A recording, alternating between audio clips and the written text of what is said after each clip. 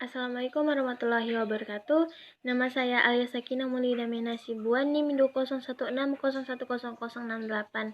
Baiklah, di sini saya akan menjelaskan tentang analisis regresi linear sederhana untuk memenuhi tugas mata kuliah ekonometrika yang diampu oleh dosen kita, Ibu Elva Dona.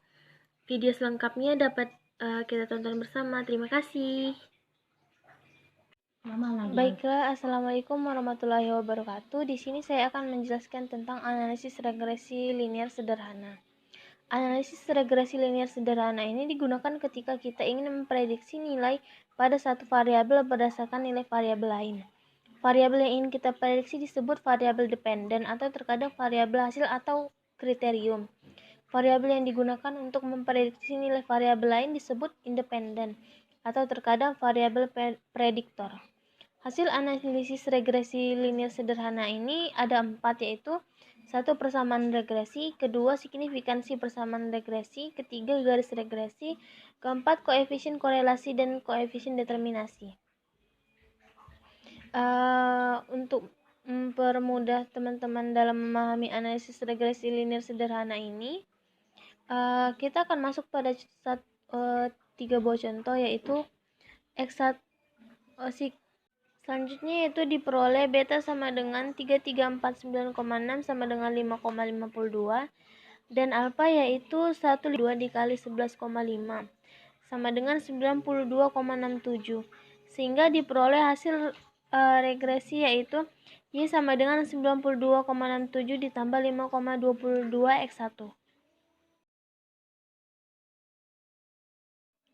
Pada contoh pertama ini dapat kita lihat bersama bahwa sigma X1 sama dengan 230, sigma X1 Y1 3349,6, sigma Y1 sama dengan 3123, sigma X1 kuadrat sama dengan 606,8, sigma X1 Y1 kuadrat 38929, sigma Y1 kuadrat sama dengan 19839, sigma X1 kuadrat sama dengan 3206. Yang pertama yang harus kita cari yaitu penaksiran alfa dan beta. Sigma X1 sama dengan 230 dengan N sama dengan 20, sehingga X-nya sama dengan 11,5.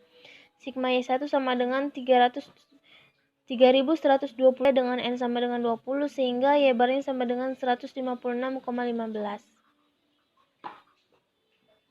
Yang kedua, penaksiran varian.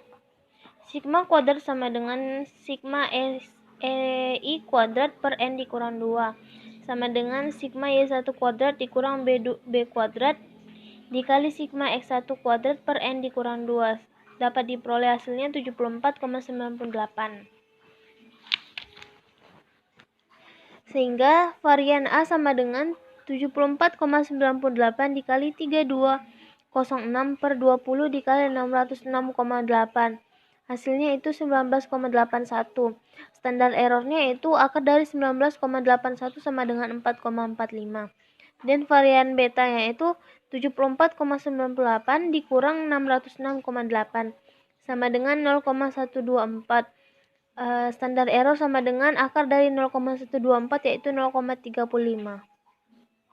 Selanjutnya yang ketiga yaitu penetapan interval keyakinan yang diperoleh dengan 92,67 dikurang 2,101 dikali 4,45 kecil sama dengan alfa kecil sama dengan 92,67 ditambah 2,101 dikali 4,45, sehingga batas alfanya diperoleh 83,3 dan 102,01. Dan juga untuk mencari interval keyakinan betanya itu 5,52 dikurang 1,01 dikali 0,35 kecil sama dengan beta kecil sama dengan 5,52 ditambah 2,0101 dikali 0,35, sehingga diperoleh batas betanya itu 4,79 dan 6,25.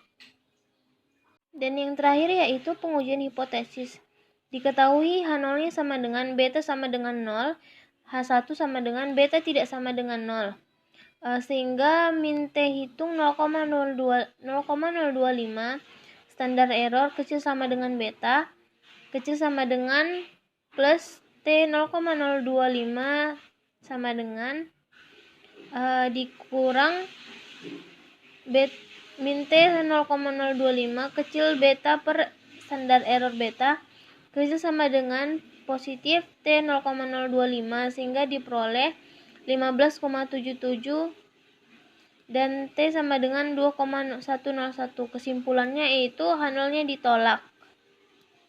Pada tabel tersebut diketahui N sama dengan 10 dengan Y1 9, 10, 11 dan seterusnya, X1 53, 55 dan seterusnya.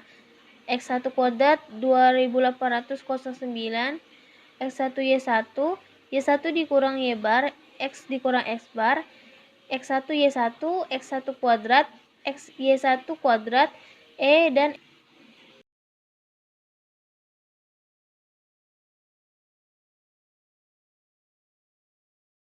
untuk contoh kedua dapat kita lihat bersama pada tabel tersebut tahun 2012, 2013, 2014 dan seterusnya.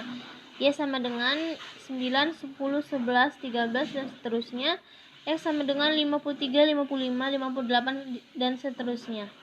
Diketahui fungsi maksimum makanan Y sama dengan alfa ditambah beta X ditambah U. Selain perlu destimasi fungsi makanan, ini juga perlu dihitung. Yang pertama yaitu koefisien determinasi, yang kedua kesalahan standar taksiran regresi, yang ketiga melakukan uji signifikansi pada tingkat signifikansi 5%.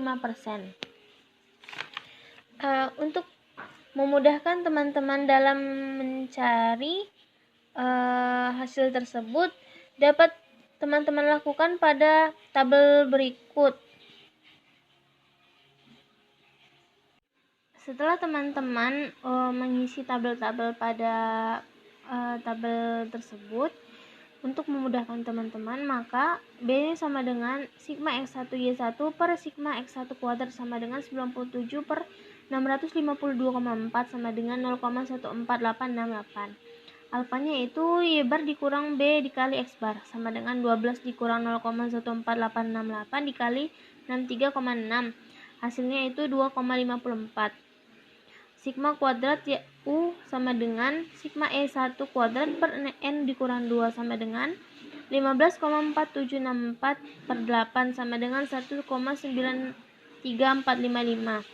Varian alfanya itu sigma varian dikali sigma X1 kuadrat per N dikurang sigma X1 kuadrat sama dengan 1,9345 dikali 41102. Hasilnya yaitu 12,187 sehingga diperoleh standar errornya yaitu akar dari 12,187 sama dengan 3,49.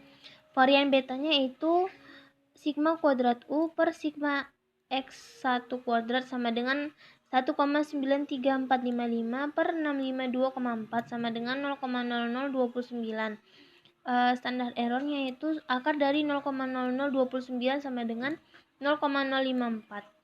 R kuadratnya itu beta kuadrat dikali sigma X1 kuadrat per sigma Y1 kuadrat sama dengan 0,023 dikali 652,4 per 20, yaitu hasilnya 0,577.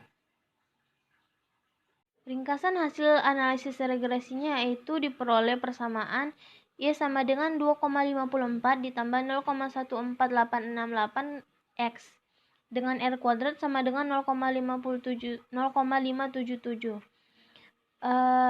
Kesimpulan yang dapat diperoleh yaitu dengan R kuadrat sama dengan 0,577 menunjukkan bahwa 57,7% variansi total pada Y dapat dijelaskan oleh variabel X pada tingkat 55% harga, yang berarti secara statistik sedangkan alpha hat tidak signifikan.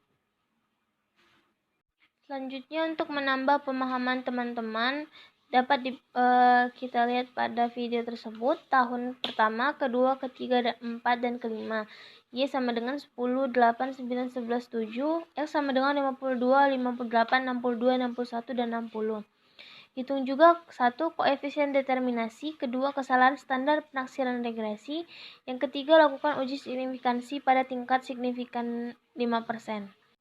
Baiklah, yang pertama untuk mencari koefisien determinasi kita harus terlebih dahulu mencari alfa dan beta. alpha sama dengan sigma Y dikali sigma X kuadrat dikurang sigma X dikali sigma XY per N dikali sigma X kuadrat dikurang sigma X kuadrat. Hasilnya itu 45 dikali 17.930 293 dikali 2.633. Hasilnya 9,307.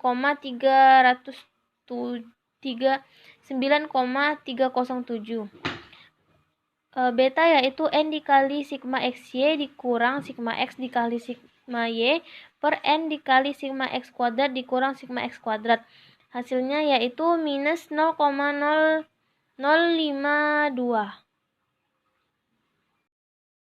Selanjutnya yaitu Y sama dengan alpha ditambah BX. Setelah pencarian kita tadi, kita hanya masukkan saja alfanya itu 9,307 ditambah minus 0,0052x.